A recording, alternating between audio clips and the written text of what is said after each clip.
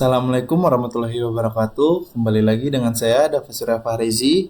Pada video kali ini saya akan memberikan presentasi tentang penerapan metode forward chaining pada sistem pakar untuk mengetahui kepribadian seseorang. Di slide pertama kita masuk ke metode. Pada tahapan penelitian yang dilakukan pada penelitian sebagai berikut. Yang pertama adalah identifikasi masalah, dilakukan untuk menentukan atau mengetahui masalah yang terdapat pada objek penelitian. Yang kedua adalah studi intelektur, mempelajari literatur yang berhubungan dengan permasalahan. Yang ketiga, membangun basis pengetahuan. Pada tahap ini ada dua kegiatan yang dilakukan. Yang pertama, melakukan akuisisi pengetahuan, dan yang kedua, mempresentasikan pengetahuan. Yang keempat, mendesain sistem, dan yang kelima, implementasi dan melakukan pengujian sistem. Slide kedua, membangun basis pengetahuan. Setelah mendapatkan data yang dibutuhkan dalam sistem pakar untuk mengetahui kepribadian seseorang, data yang dikumpulkan tersebut tidak bisa diaplikasikan begitu saja dalam sistem. Pengetahuan harus direpresentasikan dalam format tertentu dan dihimpun dalam suatu basis pengetahuan. Tahap membangun basis pengetahuan ini terdiri dari tahap akuisisi pengetahuan dan representasi pengetahuan. Kemudian akuisisi pengetahuan. Sumber pengetahuan sistem pakar ini terdiri dari tipe-tipe kepribadian seseorang beserta definisi, kelebihan dan kekurangan serta ciri-ciri dari tiap-tiap tipe kepribadian yang diperoleh dari berbagai sumber informasi seperti buku, e-book, internet, serta dari hasil wawancara dengan seorang ahli agar data yang didapat lebih valid. Proses inferensi yang digunakan pada sistem ini adalah pelacak runut maju atau forward chaining. Proses penalarannya dimulai dari penjabaran tiap-tiap fakta yang menuju pada satu kesimpulan. Kemudian representasi pengetahuan.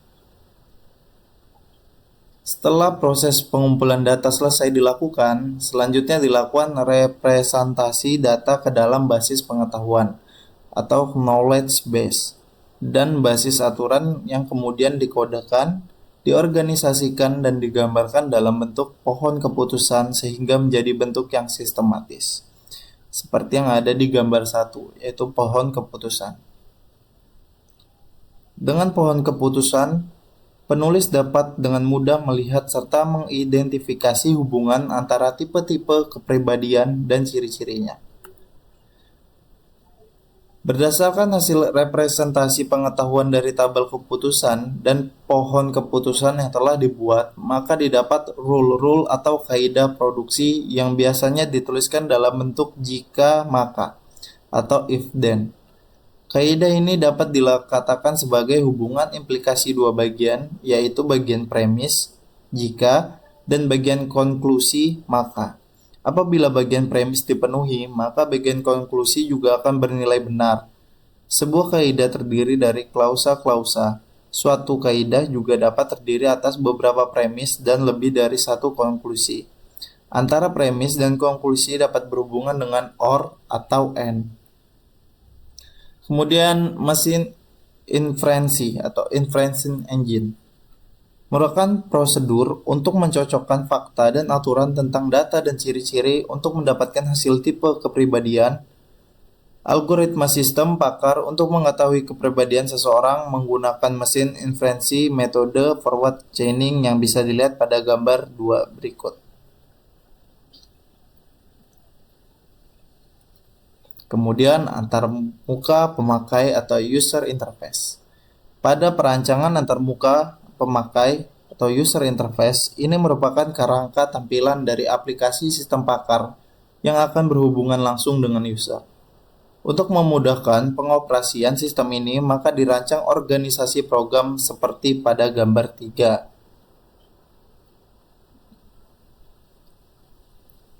Kemudian masuk ke analisa hasil pengujian. Tabel pertama, pengujian rule 1. Input atau event terdiri dari senang bicara tanpa dihentikan, emosi bergejolak dan transparan, senang menolong, tidak dapat dijadikan sandaran, mudah berubah mood, sedikit pelupa, sulit berkonsentrasi, dan kurang disiplin waktu. Rule-nya terdiri dari senang bicara tanpa dihentikan, emosi bergejolak dan transparan, senang menolong, tidak dapat dijadikan sandaran, mudah berubah mood, sedikit pelupa, sulit berkonsentrasi, dan kurang disiplin waktu. Untuk outputnya di sini adalah sanguinis. Presentasi kemungkinan atau keseluruhannya adalah 100%. Pengujian sistem pakar ini dilakukan dengan cara menjawab pertanyaan ya atau tidak yang ditampilkan oleh sistem, yaitu pada menu konsultasi. Setelah menginputkan nama, alamat, dan umur pada sistem akan menyajikan pertanyaan-pertanyaan sesuai dengan goal yang ada. Berikut ini adalah hasil pengujian sistem pakar. Untuk tabel kedua pengujian Rule 2, input atau event adalah disiplin waktu, introvert, pemikir, dan pesimis, teratur, rapi, terjadwal, tersusun sesuai pola, menyukai fakta-fakta, cenderung menganalisa, memikirkan, dan mempertimbangkan, ingin selalu sempurna, segala sesuatu ingin teratur, mendominasi pembicaraan. Rule-nya adalah disiplin waktu, introvert, pemikir, dan pesimis. Teratur, rapi, terjadwal, tersusun sesuai pola, menyukai fakta-fakta, cenderung menganalisa, memikirkan, dan mempertimbangkan. Kemudian ingin selalu sempurna, segala sesuatu ingin teratur, dan mendominasi pembicaraan. Outputnya adalah melankolis. Presentasi kemungkinan keseluruhan adalah 100%. Kemudian tabel 3 pengujian Rule 3. Input atau event suka mengatur, suka memerintah, tidak punya banyak teman, tidak mau kalah, senang dengan tantangan, suka petualangan, tegas, kuat, cepat, dan tangkas. Tidak ada istilah tidak mungkin. Untuk rule-nya, suka mengatur, suka memerintah, tidak punya banyak teman, tidak mau kalah, senang dengan tantangan, suka petualangan, tegas, kuat, cepat, dan tangkas. Tidak ada istilah tidak mungkin. Untuk outputnya adalah koleris, presentasi kemungkinan keseluruhan adalah 100%. Kemudian tabel 4 pengujian Rule 4. Input atau event mau merugi agar masalah tidak berkepanjangan. Kurang bersemangat, kurang teratur, dan serba dingin. Cenderung diam, kalem, pendengar yang baik, suka menunda dalam mengambil keputusan, sangat memerlukan perubahan. Untuk rule, mau merugi agar masalah tidak berkepanjangan, kurang bersemangat, kurang teratur, dan serba dingin.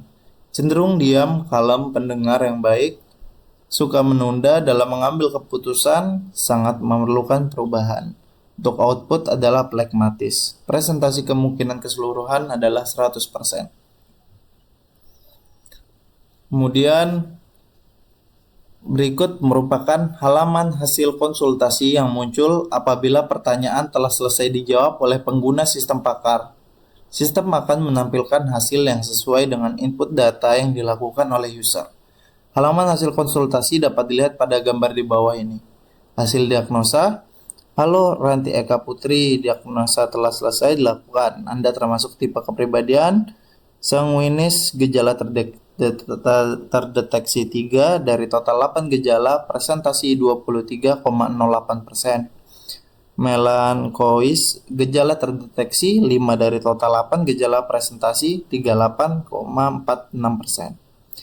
Koleris, gejala terdeteksi 3 dari total 8 gejala, presentasi 23,08%. Plekmantis, gejala terdeteksi 2 dari total 8 gejala, presentasi 15,38%. Ciri-ciri dengan presentasi tertinggi adalah melankolis dengan presentasi 38,46%. Dan kesimpulannya, berdasarkan penelitian dan pembahasan yang dilakukan, maka dapat disimpulkan beberapa hal sebagai berikut. Yang pertama, untuk mendapatkan hasil diagnosa pada sistem pakar kepribadian, sistem mencari atau menghitung nilai presentase keseluruhan. Kemungkinan terdiagnosa paling besar berdasarkan jawaban pengguna sistem untuk menarik kesimpulan. Yang kedua, sistem pakar kepribadian seorang sangat diperlukan dan bisa dijadikan sebagai media alternatif oleh masyarakat yang ingin melakukan konsultasi untuk mengetahui kepribadiannya sesuai ciri-ciri yang melekat pada dirinya tanpa harus datang langsung ke psikolog. Sekian video presentasi dari saya. Kurang lebihnya mohon maaf. Assalamualaikum warahmatullahi wabarakatuh.